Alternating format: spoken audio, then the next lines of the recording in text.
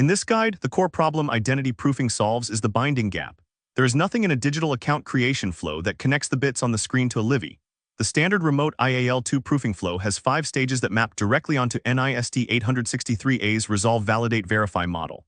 Let's look at what a document proofing result actually looks like on the wire, and what the ICAO passive authentication chain validates.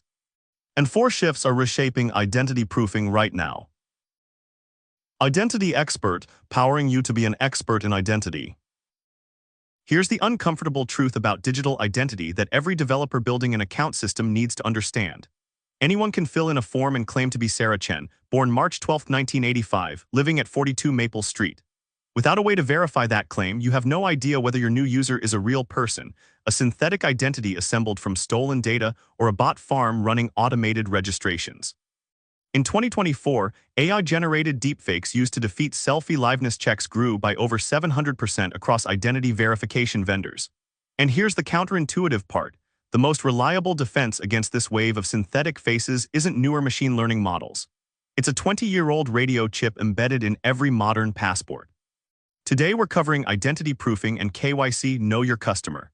Identity proofing is the process of establishing that a real-world person exists and is the one claiming a digital identity. KYC is the regulated version, mandated by anti-money-laundering law globally, auditable, and with teeth when it fails. The canonical technical framework is NIST Special Publication 863A, which defines identity assurance levels and a 3-phase model of resolve, validate, and verify that every serious proofing system follows. Think about the bouncer at an exclusive club with a strict guest list. 3 things happen at the door. First, resolution. The bouncer finds your name on the list. Which Sarah Chen are you, given there are 3 of them registered? Second, validation. The bouncer checks your ID is real, hologram, weight of the card, the font, the UV watermark, not a printout from a laser printer. Third, verification. The bouncer compares the photo on the ID to your actual face standing in front of them. All 3 steps have to pass. Resolution alone means someone with the right name but a fake ID gets in. Validation alone means someone with a genuine stolen ID gets in. Verification alone without the other 2 means nothing. The bouncer does this once at the door. KYC is the same 3-step checklist, but now the regulator hands the bouncer a binder of rules, requires written records of every decision, audits the door team quarterly, and fines the club if someone who got in later turns out to be laundering money. What NIST 863A adds to this picture is precision. It quantifies how much evidence is needed at each assurance level, how strong that evidence must be, and what the specific technical steps are. Identity Assurance Level 1 requires nothing, self-asserted identity, no proofing at all. IAL2 requires either remote or in-person proofing with documentary evidence, the online equivalent of a bouncer checking your ID from behind a counter. IAL3 requires in-person or supervised remote proofing with biometric collection.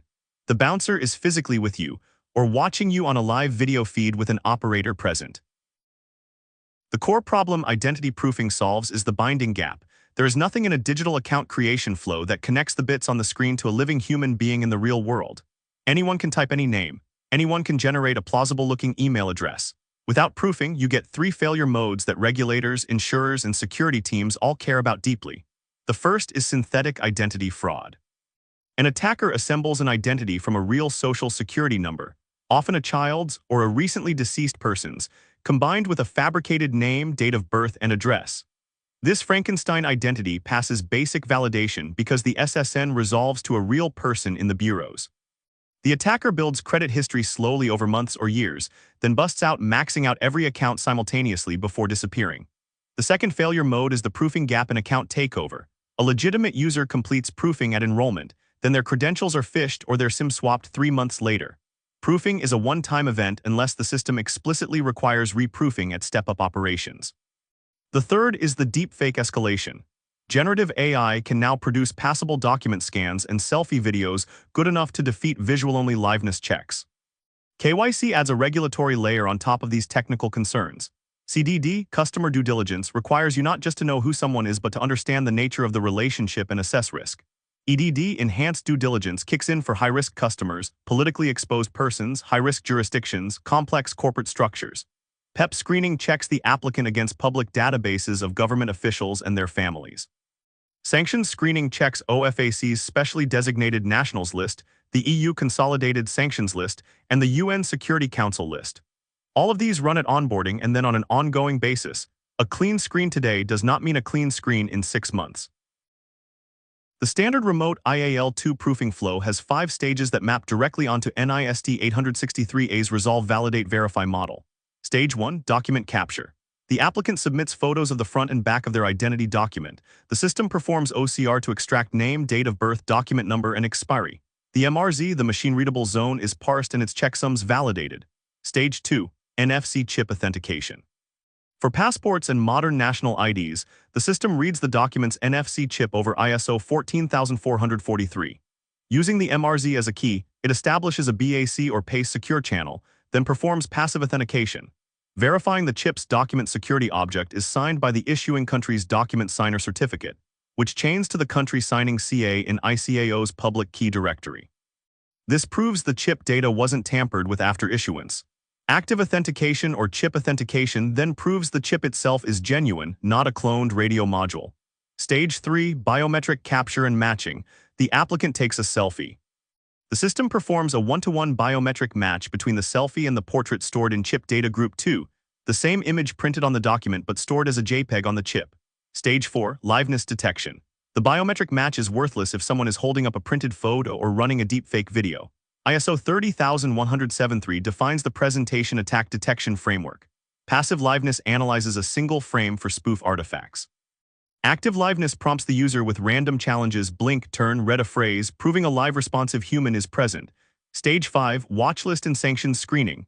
The resolved identity is checked against PEP databases and sanctions lists. The output is a risk score and a pass, refer, or reject decision. Let's look at what a document proofing result actually looks like on the wire and what the ICAO passive authentication chain validates. When an identity verification vendor completes a session, it typically returns a structured JSON result. The document object carries the resolved attributes: given name, family name, date of birth, document number, nationality, and expiry.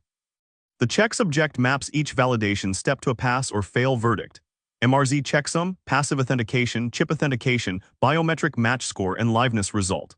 The passive authentication check verifies that the document security object on the chip is signed by the document signer certificate, and that certificate traces back to the issuing country's CSCA in ICAO's PKD.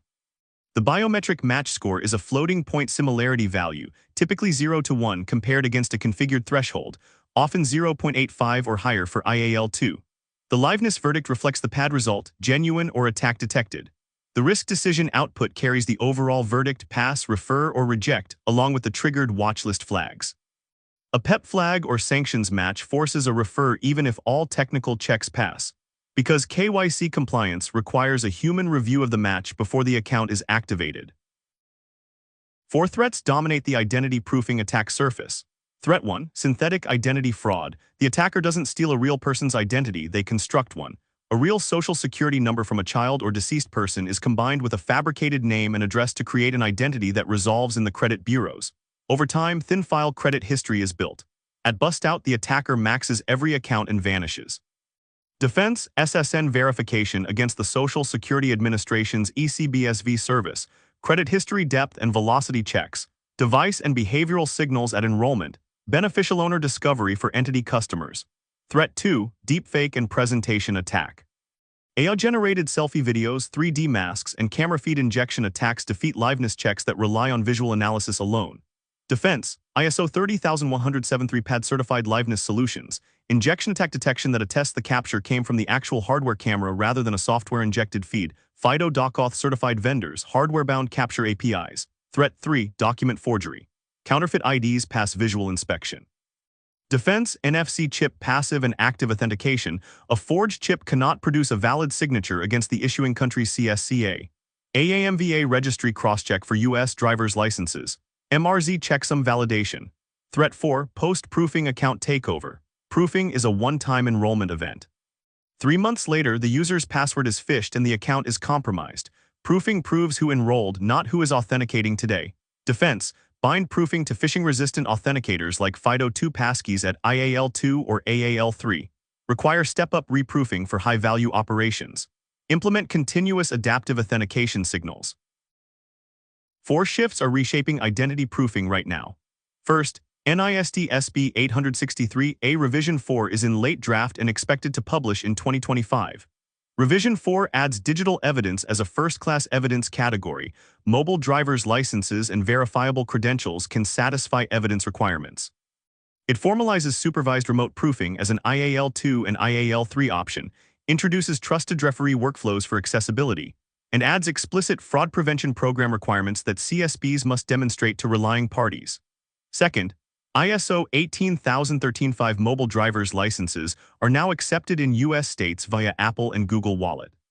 Proofing happens once at issuance by the DMV, and the MDL is then presentable offline, bringing document-backed proofing into everyday transactions without a new document capture step. Third, eIDAS 2 EU Regulation 2024/1183 requires all EU member states to issue a compliant EU digital identity wallet by 2026 at assurance level high. Proofing for wallet issuance must be performed by qualified trust service providers. The EUDIW architecture reference framework defines the proofing and issuance pipeline. Fourth, the deepfake arms race is accelerating. Multiple vendors reported 700+% year-over-year increases in AI-generated attacks in 2023 and 2024. The defensive posture is shifting from visual analysis to NFC chip authentication plus injection attack detection, moving the trust anchor to cryptographic evidence rather than biometric analysis. Reusable KYC via verifiable credentials proof once present everywhere is also gaining regulatory interest, though standardized acceptance frameworks are still nascent. Next on identityexpert, SAML2, the original single sign-on standard that still powers Enterprise Federation today. Subscribe so you don't miss it. All primary sources cited in today's guide are listed on screen. You'll find direct links to the RFCs and specifications in the video description below.